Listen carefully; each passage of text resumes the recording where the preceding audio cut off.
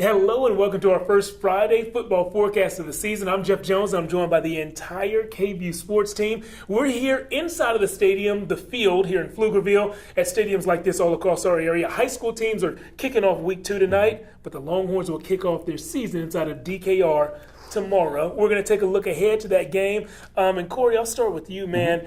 In addition to just beating Rice, what else are you looking for UT to do to call week 1 successful? Well, I'm looking for them to prove what they've been saying all summer long, is that how deep this team is. So if that's the case, when the second teamers come in, when the third teamers come in, there shouldn't really be a drop-off, because y'all been saying there's not a drop-off on this roster all year. So I'm excited to see what those guys can bring to the table, especially since a lot of the guys are still competing for starting jobs. You mentioned that depth. I can't wait to see how the rotations take place, especially at linebacker and offensive line. We might see an interesting rotation at right guard where there has been a change. And hey, speaking of depth, how about the running back position?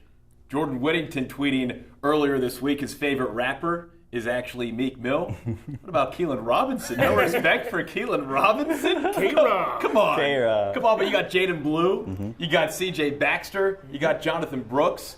They're all talented, but who is Sark going to go to the most, and who's going to have the biggest impact offensively to try and figure out ways to replace Bijan and Roschon? Because I think we're overlooking just how challenging that might be this season, despite the depth and talent at the running back position. Yeah, and Sark actually told us yesterday on Thursday he doesn't know if we should read too much into how the running back carries are divided up this week, because he doesn't know how they're going to be divided up just yet. Yeah, sure. But, you know, the cream rises to the top, and we'll just see who gets that first carry and who gets the most carries. I think the player I'm looking forward to watching the most, Jalen Catalon, that transfer safety from Arkansas. This guy has All-American potential when he stays healthy. It's week 1.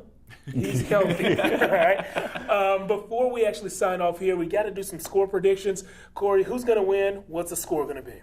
Texas is going to get the dub easy. But the score though, I'm going to go 55-10. Oh! And the reason why I'm going so high on the scoreboard is because of what we just kind of talked about, the depth and also the still competition that's in the air right now, especially at that running back position.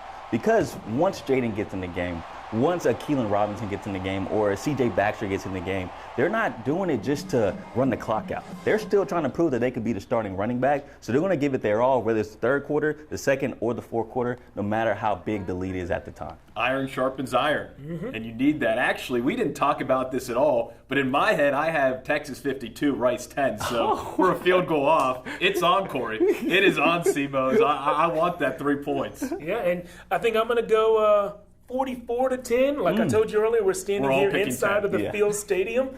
White scored 44 points in the game here last night, so I'll stick with that number. 44 is what I think Texas is going to get. Guys, keep us accountable, all right? You can reach out to us on social media. Let us know what your score predictions are, and stay right there. Coming up in just a few moments, we'll have Friday Football Fever, where we're breaking down all of your high school football news locally and across the state.